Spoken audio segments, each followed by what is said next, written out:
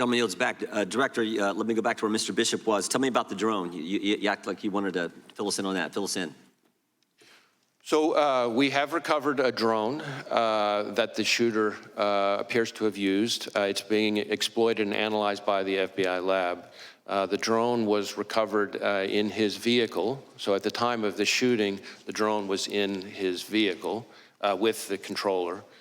In addition, our investigation has uncovered. Do you know what time of day he flew it, and if he flew it on the day of the shot? Yeah. Oh, I'm sorry. Go ahead. So in addition, it appears that around 3:50 p.m., 4 o'clock in that window on the day of the shooting, that the shooter was flying the drone around the area 2 hours. About 11 minutes. I want to be clear, but when I say the area, not over the stage and that part of the area itself, but I would say about 200 yards, give or take, away from that. We think, but we do not know. So again, this is one of these things that's qualified because of our ongoing review, that he was live streaming, viewing the footage from that, again, about 11 minutes in around the 3:50, 4 o'clock p.m. range. 2 hours before, he's flying a drone in the vicinity of the route. About 200 yards away, yes. 200 yards. Okay, that's important information. What about the bombs that we've heard about in the shooter's car? So again, the FBI lab is exploiting those explosive devices. Yep. There were, we've recovered 3 devices, 2 in his vehicle and 1 back in his residence. Are these what you would call, your experts would call sophisticated operations, or this? I mean, I don't know. That's what I've been told by people who have some understanding of this area. Yeah, I think it's.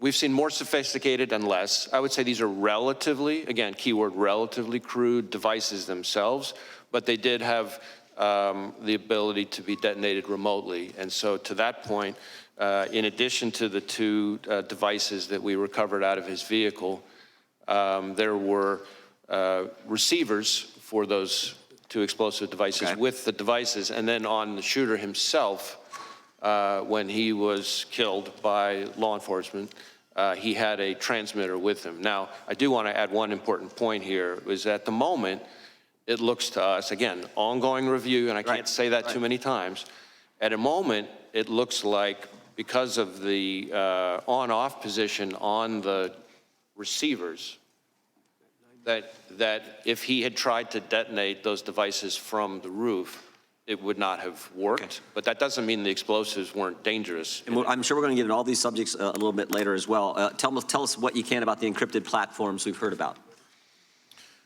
So one of the things that we're drilling into hard with the shooter in an effort to try to learn more about his state of mind, his motive, his ideology, his context, everything else, is to look at all of his devices, any social media accounts he had, et cetera.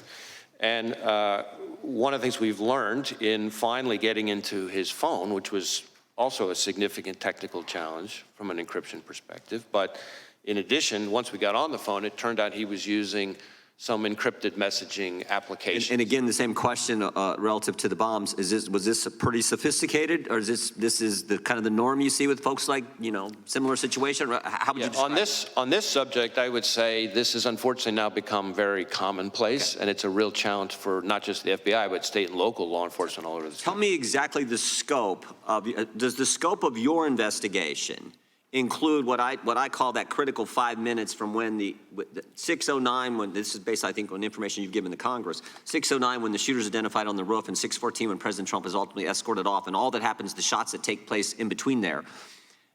Do you have access to the communications that were going on at the time in that critical 5 minutes?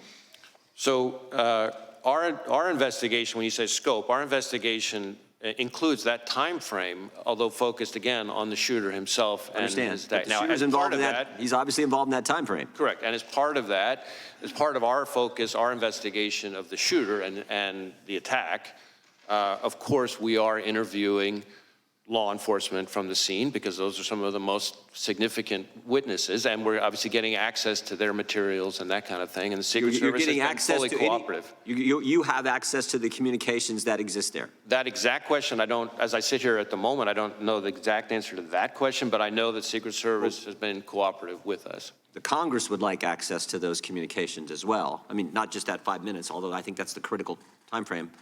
There's lots of communications we'd love to have access as well.